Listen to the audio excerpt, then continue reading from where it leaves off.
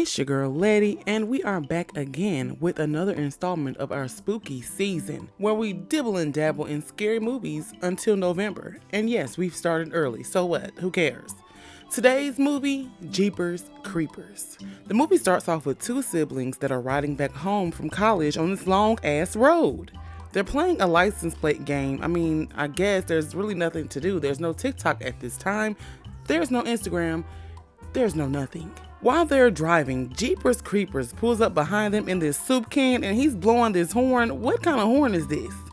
He really ain't trying to get past them because Derry is moving from lane to lane and Jeepers is following him like, sir, if you really want to go around, go around. Now, when Jeepers Creepers actually gets around them, they start roasting his car and Derry calls him an inbred like, y'all are playing with fire. Derry is bringing his clothes home for his mama to wash, and he says this because she gets sad if he doesn't, and it makes his mom feel like he doesn't need her, so he's bringing his dirty clothes home. Now, as a mom, don't think I'm gonna be washing your clothes after I've been washing your shit until you went to college. The washing machine is over there. You know what to do. After their pit stop, they are driving, and they see Jeepers Creepers dropping a body off. Jeepers know they seen him, and he's pulling up because he wanna know why they all up in his business. Now, this soup can is going fast as hell, and he need to go race Vin Diesel or something. I'm trying to see something real quick. He start knocking their car all over the place and knocks their asses off the road.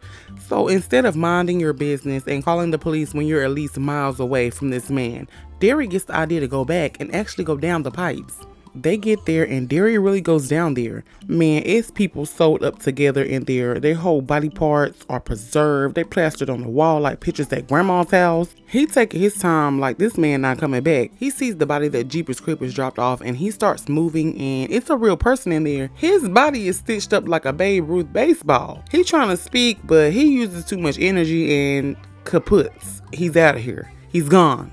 Dead. Sayonara. I also never noticed that Derry was scared because a couple that was stitched together went missing from their local school a long time ago and he kind of remembers them. So he's like, hold up. Trish is outside not paying attention while Jeepers is pulling up fast as hell, but it turns out that it's just a farmer's truck like the ones that be carrying fruits and vegetables. Girl, you gotta be on your P's and Q's. Derry gets out and scares the shit out of Trish. Derry is trembling, rightfully so, because what he just saw was crazy as hell. He tells Trish what he saw and they both should be scared as hell. Scared enough to just go straight home, but do they do that? Absolutely not.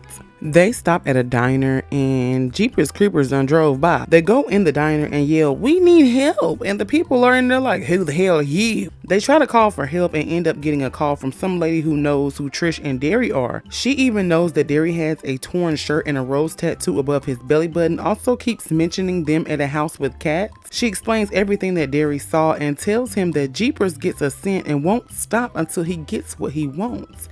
And that's what happened to all those people that was sewed up on that wall. She tells him that if he ever hears that Jeepers Creepers song, he better hightail it up out of there or he gonna be next. Instead of listening to this lady, even though she does sound crazy, they pay her dust. They are finally talking to the police and Derry tells him about what he saw. He even mentions the couple that he saw and turns out it's a couple that disappeared 20 years ago. While talking to the police, Jeepers Creepers ends up breaking into their car and sniffing Derry dirty drawers. The waitress said he even looked like he was liking it. Oh, Jeepers is a freak. They riding out to the church and Derry and Trish are trying to figure out how Jeepers Creepers keeps getting places so damn fast. The police get a call from dispatch and it says that the old church that the Jeepers Creepers had those bodies at now on fire. How ironic. The Jeepers Creepers song starts playing but in a different form and Derry like, hold on, didn't that lady just say something about this shit? Now, while they're riding down this long ass highway, Jeepers Creepers jumps on top of the police car and for some reason, the driver rolls down the window and has this black lady stick her head out, and that was the dumbest thing she could have ever done. Now, the other police officer that is driving, don't worry about him because he's out of here too. Derry and Trish end up spinning out of control, and as she walks towards the police car, she's like, "Are you okay?" "No, baby, they not okay. They dead." Derry tries to tell Trish, hey, get your ass over here. Come on, let's go. But Trish is not listening. They both hard-headed as hell. Jeepers Creepers comes out of the police car whistling the Jeepers Creepers song. This was the cue for them to get their asses up out of here, but they continue to watch and see what he's doing. Now, it looks like Jeepers Creepers is making out with the police officer's head and He really eating it. And Derry and Trish shouldn't be watching this, but they just cannot take their eyes off of this. What's crazy is that Jeepers ain't even worried about Derry because he already has his scent. So no matter where Derry thinks he's about to go, Jeepers will always find him because he smelled his dirty drawers. They get to a house and they ask this lady, can they use her phone? And she's like, I don't have a phone. Don't be calling the police. Don't be bringing them out here. They keep telling me I got too many cats. How the hell you gonna tell me I got too many cats, son of a bitch? As soon as Derry realizes that this might be the cat lady that the woman on the phone was talking about, shit starts getting real immediately. Windmills stop milling, the cats start growling, and Jeepers Creepers really got the nerve to be over there posing as a scarecrow. The old lady is like, that ain't my scarecrow. So she comes outside with a shotgun and Granny ain't playing. All the cats come running outside because Jeepers Creepers done flew over the damn house. Now, Granny in the house busting shots, and you would think that she's in there doing something, but she's going up against a damn demon. Them shots ain't gonna do nothing. Now, Derry and Trish look over at Granny, and she just standing there looking like something from Insidious. Like, she ain't moving, she ain't doing nothing. Like, I really feel like this is the time to be going, but Derry and Trish they like to stand there and watch. They might be a bunch of creeps too. Granny ain't really standing there like that. It's Jeepers Creepers holding her ass up by the neck. Now, while he's holding Granny up by the neck, he starts smelling the air and he like, what's that funk I smell? Oh yeah, it's you. Oh yeah, I like that. Now, they try to pull off a little too late, but nevertheless, they try to pull off and the gears get stuck. Y'all need some WD-40. That car is dry as a bone. Now, Jeepers Creepers, the thug that he is walking up to the car and Derry tells Trish, hit that motherfucker. Run his ass over. I don't know who is up under that mask. Is it Jackie Chan? Because every single time they try to hit him, he run over the car like Neo from the Matrix. Now, if Derry and Trish knew what I knew from watching multiple Jeepers Creepers movies, is that knife that Jeepers dropped is the key to killing his ass.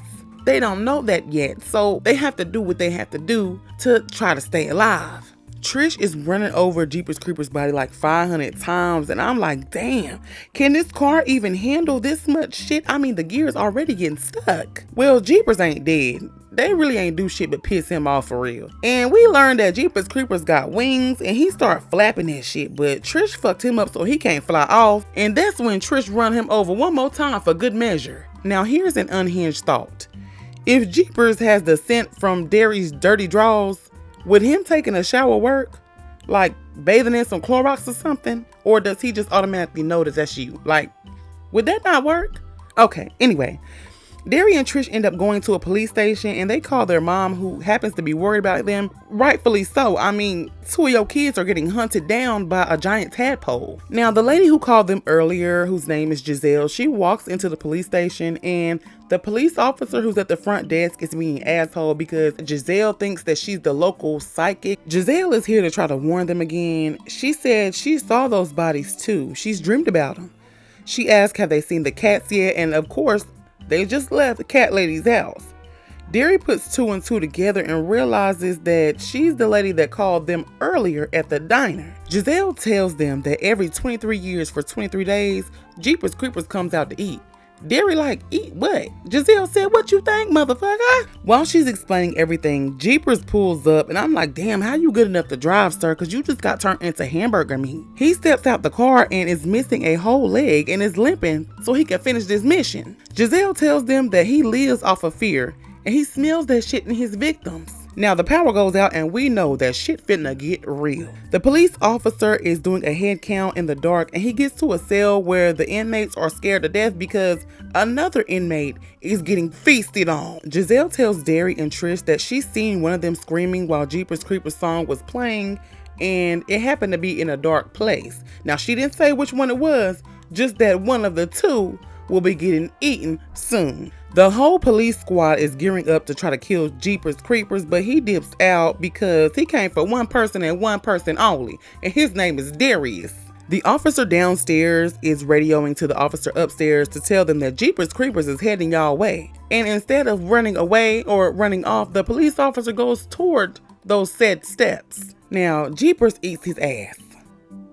No, not like that. You nasty.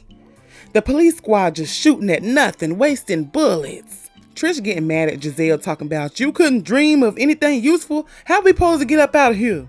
You ain't no psychic, bitch. Like, I'm sorry. She tried to tell y'all before and y'all hung up on her. Derry getting mad because Giselle knew it was Jeepers Creepers. So he asked, lady, who you saw screaming in the dark? And are your dreams ever wrong? She don't answer them, but put two and two together. One of y'all finna die. Giselle sends Derry and Trish upstairs so Jeepers won't get them. Now she kneels down and starts praying, and Jeepers yokes her head back and smells her head like, you ain't the one I want. He went upstairs. While they are upstairs, Derry and Trish are in a room, and Jeepers Creepers is smelling them through the glass. He ends up busting through and ends up smelling them both. Now, Trish think a little bit, so he toss her ass to the side. But when he starts smelling Derry, oh, he start damn near orgasming. Now, the police bust in, but they can't shoot at him because he has Derry in front of him. Now, when Jeepers Creepers' face goes all weird and shit, Trish is like, no, please, take me. I won't even fight you. Come, take me and leave my brother. Jeepers like, bitch, I said I don't want you. I came for that ass I was smelling earlier, and it wasn't yours. And y'all, the reason why he didn't want Trish is because she not scared enough for him. She not gonna taste good. But Derry, Derry's scared as hell, and he gonna taste better. That's why he ain't want her ass. He flies off with Derry and does not leave a trace. They are gone. Trish goes running out screaming for her brother, but baby, he gone. The next morning, Trish is so depressed. Her brother just got snatched up by a bat from hell. Giselle walks up and tells her that her parents just pulled up. That's when Trish asks Giselle, what did she really see? Giselle never really answered Derry's question about who was screaming in the dark. Giselle is like, oh, I'm just an old crazy lady. Don't pay me no mind. It's too late for that. It's too late for you to try to play that role, Bookie, okay? Now, as she's going out to her parents' car, Trish looks up and sees a crow flying, and that same crow lands at some type of old warehouse. We eventually hear somebody screaming, and it turns out it was Derry. Jeepers Creepers is downstairs playing that Jeepers Creepers song, and he's at the desk sewing up a little scarf or a little hat because it's about to get cold soon. And that's when we see Derry with no eyes, basically chopped in half. And Jeepers Creepers looks through his eye holes, and it turns out that Jeepers Creepers done stole his eyes. Well, that's the end of this movie. Let me know if you guys would like for me to do Jeepers Creepers 2. It's your girl Letty, and we'll be back quicker than you can say abracadabra.